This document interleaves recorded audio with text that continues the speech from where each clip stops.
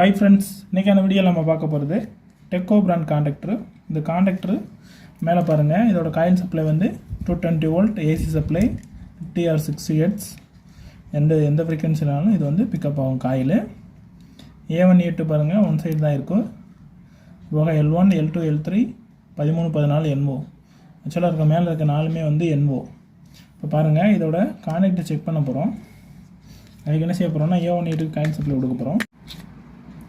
A1 A2க்கு coil supply கொடுக்குறதுக்கு extension box ஒரு RCCP எடுத்துருக்கோம்.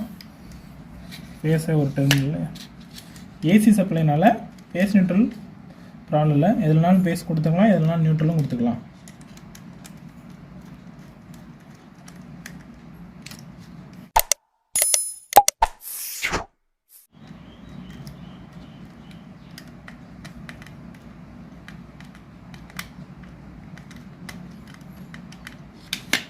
பேஸ் நியூட்ரல் கொடுத்தாச்சு.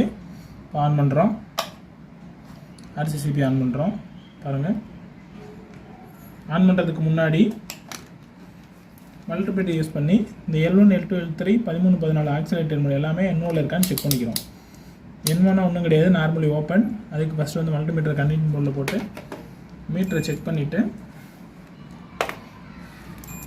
எல்லா டைமுமே நார்மலாக ஓப்பனில் இருக்கணும். எல்லாமே நார்மலி ஓப்பனில் தான் இருக்குது.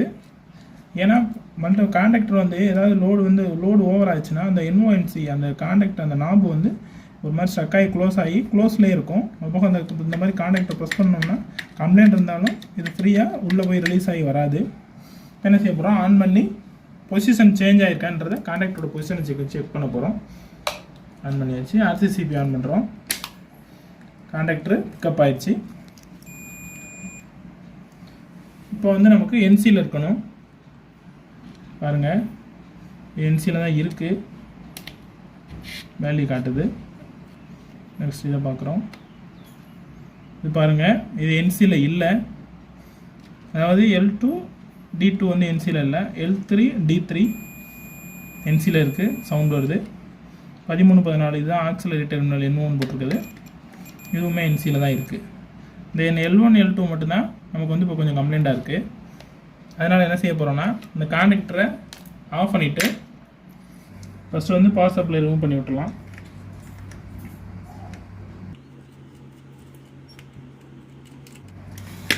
பவர் சப்ளை ரிமூவ் பண்ணியாச்சு.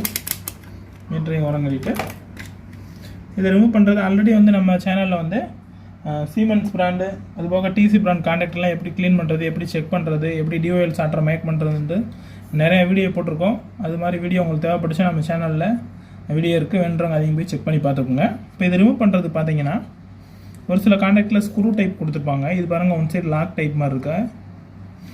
ஆப்போசிட் பார்த்தீங்கன்னா ஒரு பட்டை மாதிரி வந்து ஒரு இரும்பத்தை வந்து பெண்ட் பண்ணி வச்சுருக்காங்க. லைட்டாக மேலே தூக்கி ரிமூவ் பண்ணால் ரிமூவ் ஆயிரும். அவ்வளோதான். நெக்ஸ்ட் இதை ரிமூவ் பண்ணுறதுக்கு லைட்டாக இங்கிட்டு மேலே தூக்கிட்டு லைட்டாக ஷேக் பண்ணோன்னா வெளியே வந்துடும்.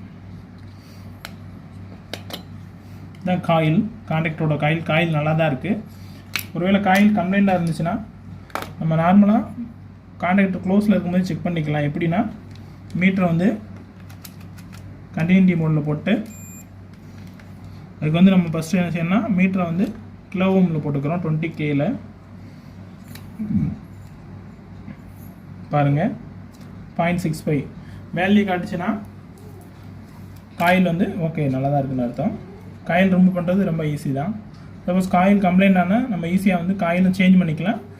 காயில் மட்டும் சேஞ்ச் பண்ணோம்னா அந்த நம்பர் ஆஃப் வைண்டிங்கை கவுண்ட் பண்ணியும் நம்ம காயிலையும் ஓன் பண்ணிக்கலாம். இதையும் சேஞ்ச் பண்ணிக்கலாம், காயிலாகவும் நம்ம ஓன் பண்ணிக்கலாம். இது பாருங்கள், இதுதான் வந்து ஃபிக்ஸ்டு அயான் கோர். இந்த அயான் கோர் வந்து கீழே வந்து ஃபிக்ஸ்டாக தான் இருக்கும். இது வந்து மேலே இருக்க மூவிங் பார்ட்டு. இந்த ஸ்ப்ரிங் டென்ஷன் தான் நமக்கு இந்த ரெண்டு அயான் கோரையும் அட்ராக்ட் ஆகாமல் நார்மல் கண்டிஷனில் ஓப்பனில் வச்சுருக்கோம். நம்ம இந்த வைண்டிங் இந்த காயிலுக்கு சப்ளை கொடுக்கும்போது டு ஆக்ட் மேக்னெட், இது மேக்னெட் ஆக்ட் ஆகி இதை வந்து அட்ராக்ட் பண்ணும்போது என்ன ஆகும்னா இது வந்து இப்படி உள்ளே க்ளோஸ் ஆகும். மேலே பாருங்கள், தெரியுதா? இது க்ளோஸ் ஆகிற மூலமாக இந்த கான்டாக்டர் வேலை செய்யுது.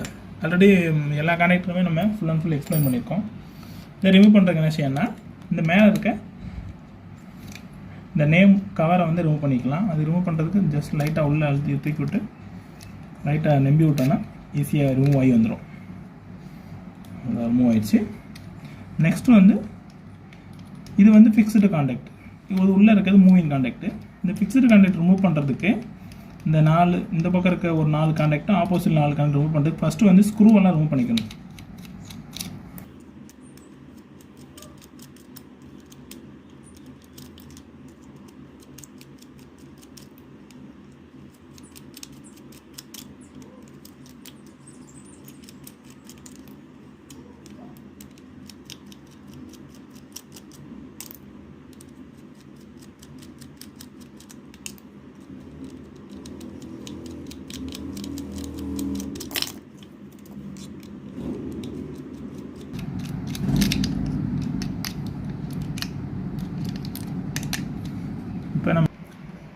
இப்போ நம்ம ஸ்க்ரூவை ரிமூவ் பண்ணியாச்சு 2 பக்கமும்.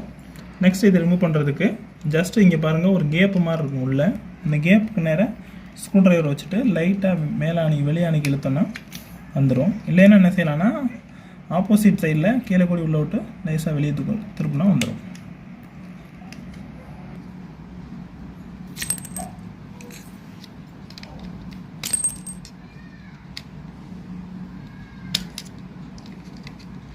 ரொம்ப ஹார்டாக இருக்கனால பாருங்கள் ரஸ்ட் ஏறி துரு மாதிரி ஏறிடுச்சு. இவரிலே வந்து இந்த மாதிரி ஷார்ப்பாக உள்ளதை யூஸ் பண்ணி ரிமூவ் பண்ணிக்கிறோம்.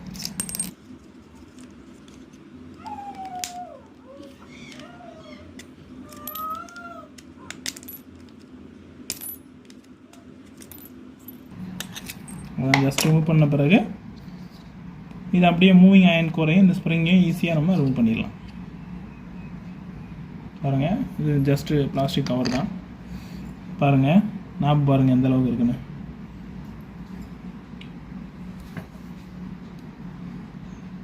இது வந்து இதான் L1 L2 L3.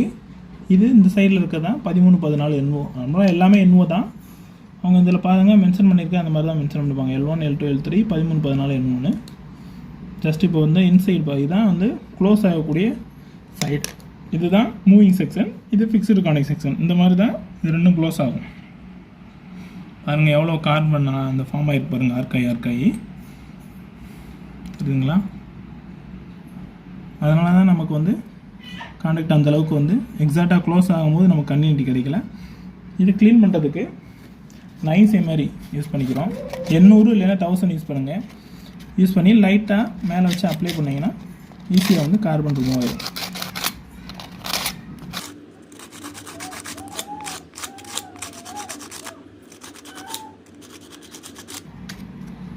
பாருங்க க்ளீன் ஆகிடுச்சு பார்த்தீங்களா. இதே மாதிரி ஆப்போசிட்லேயும் க்ளீன் பண்ணிக்கிறோம்.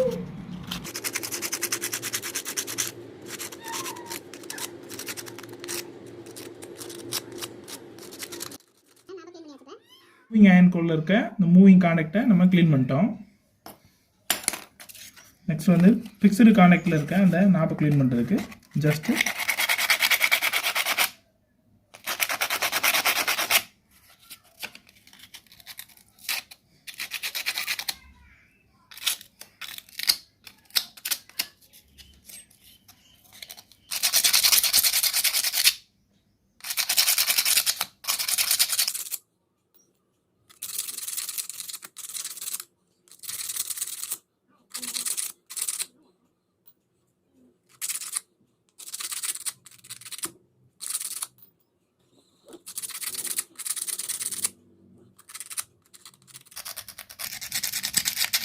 இப்போ நம்ம க்ளீன் பண்ணி எடுத்தாச்சு. நெக்ஸ்ட் வந்து கீழே இருக்க ஃபிக்ஸ்டு அயன் கோர்லையும் லைட்டாக வந்து மேலே எமரி ஷீட் கொஞ்சம் எமரி அப்ளை பண்ணிக்கிறோம். ஏன்னா கொஞ்சம் ரஸ்டான மாதிரி இருந்துச்சு, உங்களுக்கு தெரியும் பாருங்கள் ஃபஸ்ட்டு எவ்வளோ இருக்குன்னு. லேசாக க்ளீன் பண்ணிக்கிறோம்.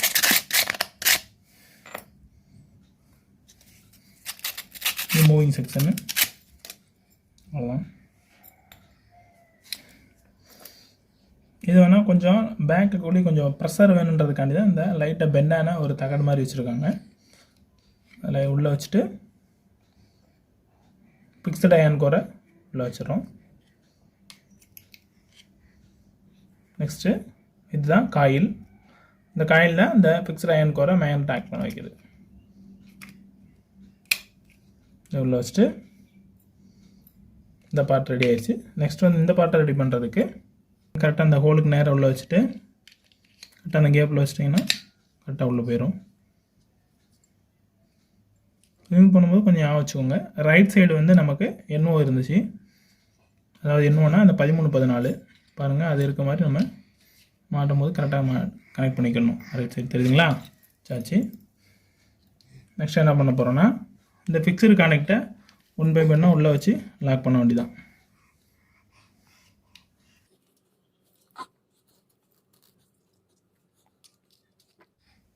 பாருங்கள், இந்த ஃபிக்ஸ்டு அயன் கோரை நம்ம கனெக்ட் பண்ணும்போது இந்த ஃபிக்ஸ்டு கான்டாக்ட்லேயும் இந்த 13-14 இந்த 13-14 கான்டாக்ட் மட்டும் பார்த்திங்கன்னா ஒரு மாதிரி கோடாக இருக்க மாதிரி இருக்கும். மாடல் கொஞ்சம் டிசைன் கொஞ்சம் வேறு மாதிரி இருக்கும். ஏன்னா அதில் இருக்க அந்த ஃபிக்ஸ்டு கான்டாக்ட் பார்த்தோன்னா நமக்கு வந்து ரொம்ப மெல்லிசாக இருந்துச்சுல்ல, அதனால தான் அந்த மாதிரி மாடல் கொடுத்துருக்காங்க. அதனால் அதை க்ளீன் பண்ணும்போது கொஞ்சம் மாட்டும் போது திருப்பி ஆகாமல் கொஞ்சம் கரெக்டாக மாட்டிக்கணும். உள்ள போயிடுச்சு ஒன்று. இந்த மாதிரி 1/1 உள்ளே வச்சுட்டு லாக் பண்ணிக்க வேண்டியதான். இந்த லாஸ்ட்டில் வந்து 13-14 அதை உள்ள வச்சு அதையும் லாக் பண்ணிடுறோம்.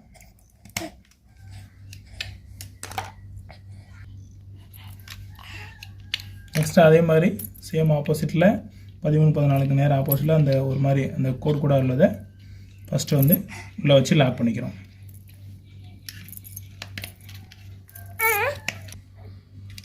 நெக்ஸ்ட் லாஸ்ட் ஒன் நம்ம லாக் பண்ணும்போது கரெக்டாக பார்த்தீங்கன்னா ஸ்லாட் இருக்கும். அந்த ஸ்லாட்டுக்கு நேரம் உள்ளே வச்சுட்டு லைட்டாக ஸ்க்ரூ ட்ரைவர் வச்சு இந்த நாப் மாதிரி தூக்கிட்டு இருக்குல்ல, அதுக்கு நேரம் உள்ளே வச்சுட்டு அழுத்தினாலே லாக் ஆயிரும். சவுண்ட் கேட்குதா பாருங்கள், ஹோலுக்கு நேரம் கரெக்டாக லாக் ஆயிடுச்சு. நெக்ஸ்ட்டு வந்து ஸ்க்ரூவை நம்ம கனெக்ட் பண்ணிக்க வேண்டியதான்.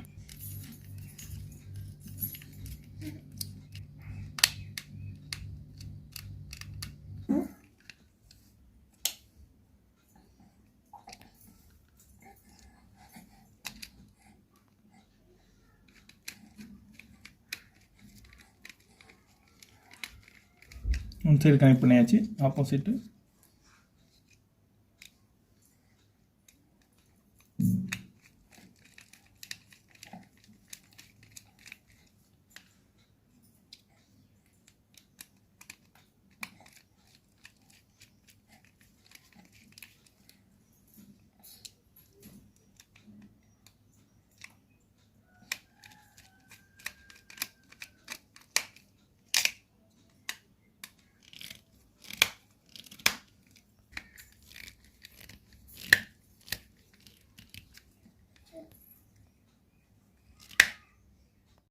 அவ்வளோதான், கனெக்ட் பண்ணியாச்சு. நெக்ஸ்ட்டு வந்து இந்த மேலே இருக்க கவரை க்ளோஸ் பண்ணிக்க வேண்டியதான். கரெக்டாக அந்த ஸ்லாட்டுக்கு நேரம் வச்சு லைட்டாக ப்ரெஸ் பண்ணாலே லாக் ஆயிரும்.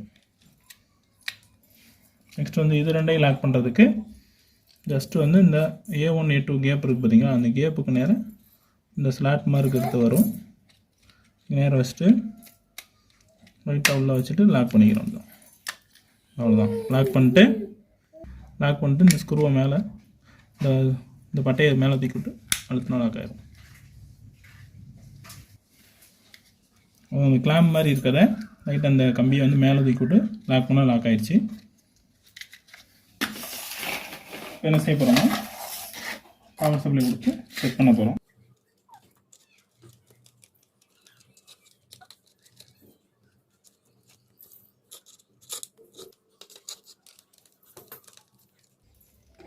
அப்புறம் பேஸ்னெட்டில் கொடுத்தாச்சு, மெயின் ஆன் பண்ணுறோம், RCSP ஆன் ஆச்சு, கனெக்ட் பிக்கப் ஆகிடுப்பாங்க. என்ன செய்ய போகிறோம்னா மேலே ஆல்ரெடி நார்மலில் NO நம்ம செக் பண்ணியிருந்தோம். இப்போ NOலாம் க்ளோஸ் ஆகிருக்கான்னு பார்க்க போகிறோம். அந்த இந்த கண்ணில் போட்டு L1 T1 L2 T2 L3 T3 13 14 NO எல்லாமே வந்து நார்மலி ஓப்பனில் இருக்குது. இப்போ க்ளோஸ் ஆகிடுச்சு. இப்படி தான் வந்து நம்ம கான்டாக்டர் வந்து ஈஸியாக க்ளீன் பண்ணி நம்மளே சர்வீஸ் பண்ணி யூஸ் பண்ணிக்கலாம். வீடியோ பிடிச்சிருந்தால் லைக் பண்ணிக்கோங்க. மீண்டும் இது போன்ற அடுத்த பயனுள்ள வீடியோவில் சந்திக்கிறேன். நன்றி, தேங்க்யூ.